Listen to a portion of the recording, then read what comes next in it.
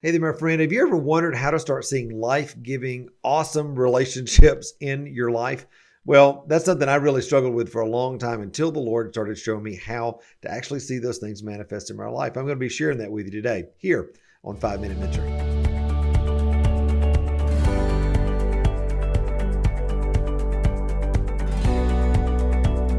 Well, hey there, my friend. I'm so glad that you're with me here today on 5 Minute Mentoring. One of the things I really truly believe that we're all called to do as believers, not just as artists, is to be walking in life-giving, wonderful, beautiful relationships with other people. We're not meant to do this life alone, and yet so many times the enemy keeps us on the edges. He keeps us on one side, codependency, saying, I can't do life without this person. I have to do what they say. They define me. What they like and what they say I have to do is the way I have to do life. Or on the other side is complete isolation, where you avoid people. You don't go out. You don't sell your art. You're not involved in shows. Maybe you're not even involved in a church or a small group or any other kind of community where people really know you. And so, learning to cultivate relationships in your life is really, really huge. And one of the things that the Lord showed me years ago was that the principle of sowing and reaping is not just a financial principle, which we've taught a lot here on the podcast, but it's really it's a kingdom principle that works in every area. God sets up universal laws. If you think about gravity, for example, if I were to sit here and just drop my pen, boom, on my desk, it's gonna fall. Why? Because of the universal law of gravity. Well, the same thing's true with the universal law of sowing and reaping. The Bible's pretty clear. Whatever a person sows, that is what they're gonna reap. And that's not just true in money, it's also true in relationships. If you're not sowing into actively relationships in your life, then I would almost guarantee you're not reaping healthy relationships and healthy relational, interaction in your life as well. And that's one of the things that, a lot of times people just think, well, aren't relationships supposed to happen? And no, just like everything in life, we've got to be intentional about seeing the relationships that we want actually cultivated in our life. And so I want to give you a couple of tips that I've learned over the years that I think have really, really been helpful for me, not only as I've grown in my artistic journey, but just as I've grown in my, relationship with God and relationship with others and my life as a kingdom person. All right.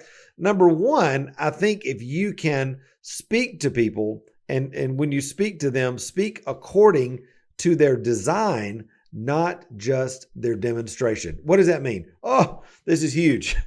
Listen, God's got a design and a purpose for every believer, for every person, all right, whether they're a believer yet or not. And it's so easy to speak to people and treat people based on just the demonstration that they're showing us. That is, maybe their brokenness, maybe the bad habits, maybe the things that they're doing that are not so healthy. And we speak to them in that according to the worst parts of them. And we've all got those parts, right?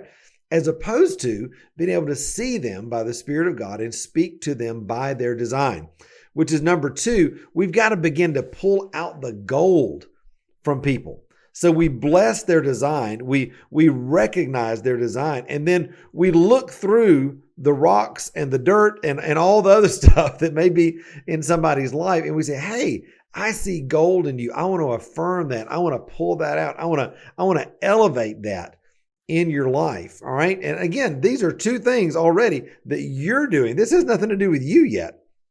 This is you sowing into and turning your attention into the lives of people that God brings in your life. All right. Number three then would be the one that initiates, not waits. I tell you what, so many people over the years, myself included, get offended when they're the one that is always asking their friends out. And of course, you want friends to invite you out and that sort of thing. And I hope that that's happening on a regular basis in your life. But if it's not, quit waiting around. Be the one that initiates. Ask Holy Spirit. Say, Holy Spirit, who's the one?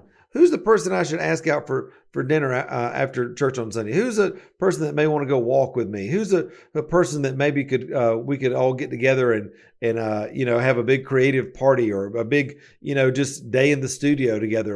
Who is that? Who can I bless? Who can I sow into?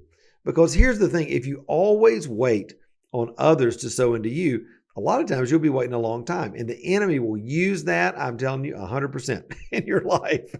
And so if you'll be the one that initiates, not waits, if you'll bless people according to their design, not just their demonstration, and if you'll actively pull out the gold in people when all you can see, demonstrably is just the rocks and the dirt and kind of the broken things in their life, I promise you, you will begin to see incredible fruit come forth in relationships. You'll be somebody that is valued. You'll be somebody that people want to be around. You'll be one of those people that says, oh my gosh, have you ever been around this person? Oh my goodness, every time I'm around them, I just feel better.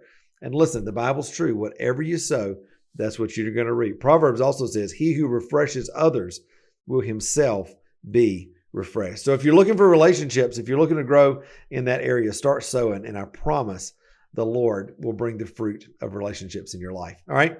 Well, hey, my friend, I love you very much. Thanks for being with me today on 5 Minute Mentoring. And remember, until next time, you were created to thrive.